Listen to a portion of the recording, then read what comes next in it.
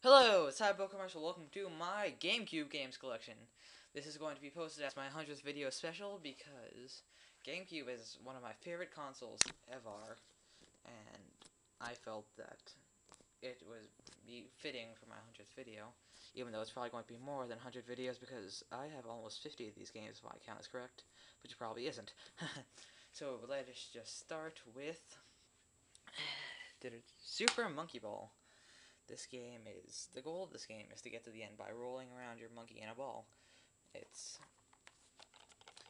You go through various obstacles, and it also includes various mini games, which are fairly fun, if I do say so myself.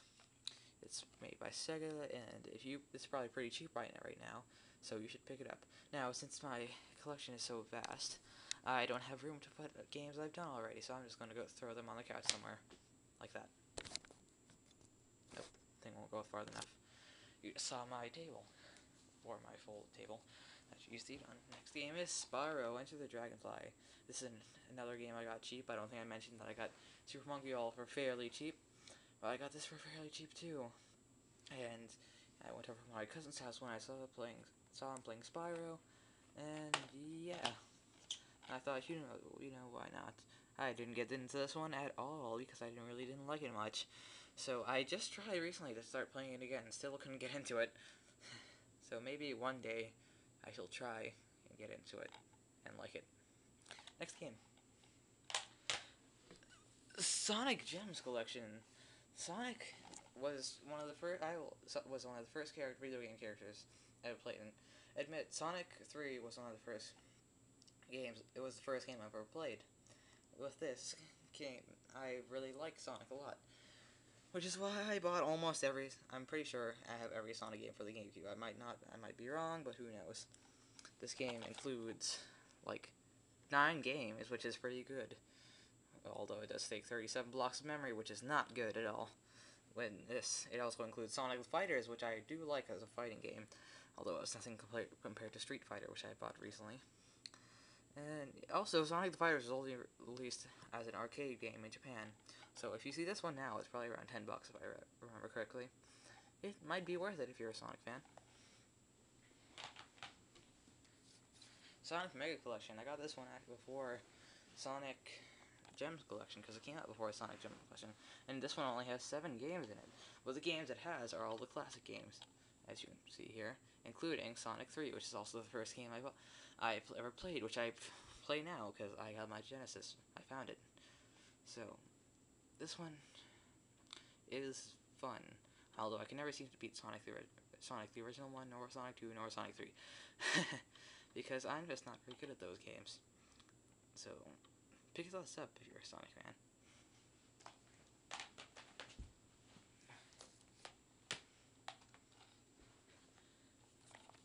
Sonic Heroes. This is said to be. Oh, my copy has a weird thing on Tails' mouth. Has a weird, like, printing glitch. But yeah, Sonic Heroes. It is said to be the best Sonic game on GameCube, which I don't really agree because I have another Sonic game I like more on GameCube. But this revolves around you playing as 3 characters at once and switching to get through obstacles. While I do not agree that this is the best Sonic game on GameCube. I will agree that the sense of speed in this game is fantastic. Although it is rivaled by another game, which is coming up pretty soon.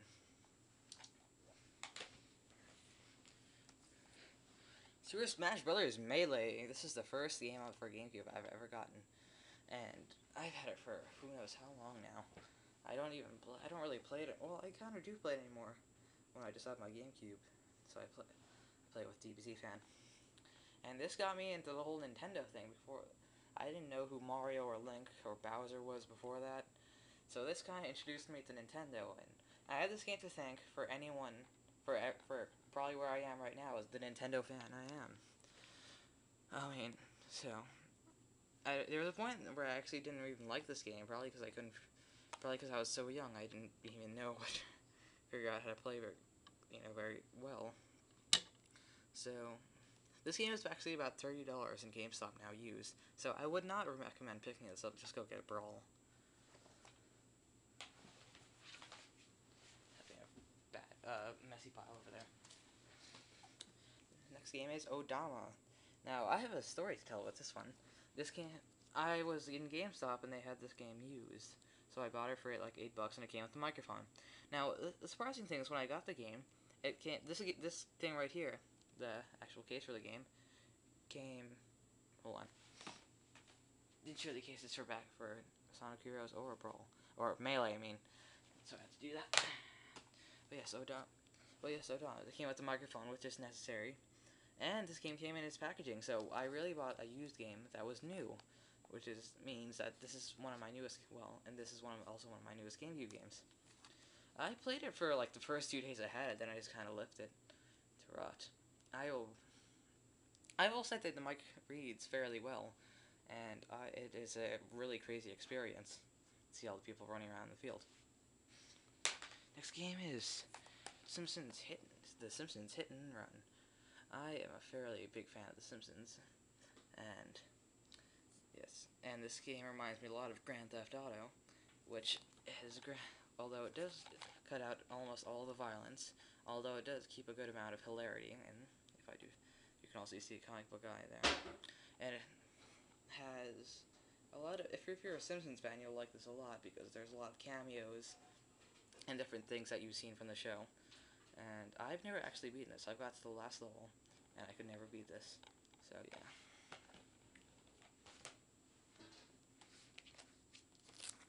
Sticky there.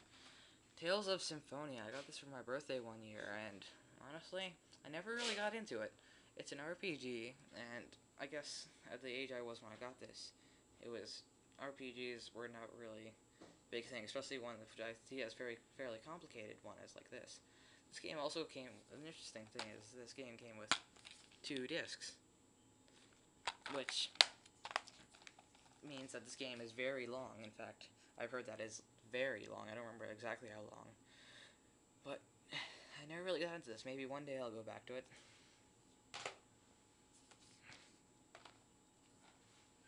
Next one is Sonic Riders, what I think is the only racing game I have for GameCube. Now, this is the game I was talking about that had the rivaled sense of speed of Sonic Heroes.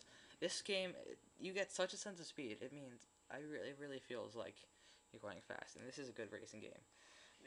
Because, I don't even know why, it's just really fun to play. And, although I do like the sequel to it, Sonic Riders Zero Gravity, better. Sonic Adventure DX Director's Cut. I got this game after Sonic Adventure 2, and when I first saw it, I actually thought it looked a lot older. Turns out that I was right, and this game is a lot different than Sonic Adventure 2, I will say that. It has a more adventure feel of it, and I don't like it as much as Sonic Adventure 2. I felt that this pace was slowed down a little bit, and the story was just like any other Sonic game to me, in fact. And by that I mean like the original Sonic games. Next game. Go Hyper Grind. This is a skateboarding game that you don't see around much, actually. My hand's starting to get tired. And yeah, I got this at a store called C-Mart when they're having like a sale of all these games. I got it for like $3.50, which is pretty good if you ask me. Wait. Didn't show the back of this game. Eggman looks weird there. Or this game. In fact, I should stop bothering showing the back, because that just interrupts me. Although it is made by, so yeah, but back to Go Hyper Grind. It's made by Atlas, which if I remember correctly, they do a lot of Japanese RPGs. So this is kind of different, because this is a skating game, and it reminds me of the Tony Hawk series, because in the sense, although I really love the style of this game, because it's very cartoony, and not the new kind of cartoon, the old cartoon with a lot of violence in it. So this game is a blast if you find it.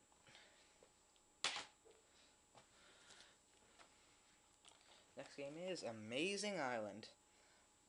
When this game first came out, I wanted it a lot. I never got it until a few months ago, though, and when I did get it, I was kind of disappointed in it. The whole gimmick is you make your own monster, and that worked fine. But the rest of the game is just mini games, which I didn't really care for. I mean, it's not the fun I thought it would be. So, yeah, I can say that this game is pretty cool, though. next game is The Legend of Zelda: Four Swords Adventures. I got this game at a flea market for about $5. It is also my first Zelda game, the first Zelda game I've ever bought, which means I was introduced to Zelda with this game, and I'm actually a fan of it now. Although I've never gotten very far in this game, probably because last time I tried, there was this one glitch that wouldn't let me go into this one entrance that I needed to go into to progress. So, I mean, I don't know if that's wrong with just the game itself, or I don't know. Next game.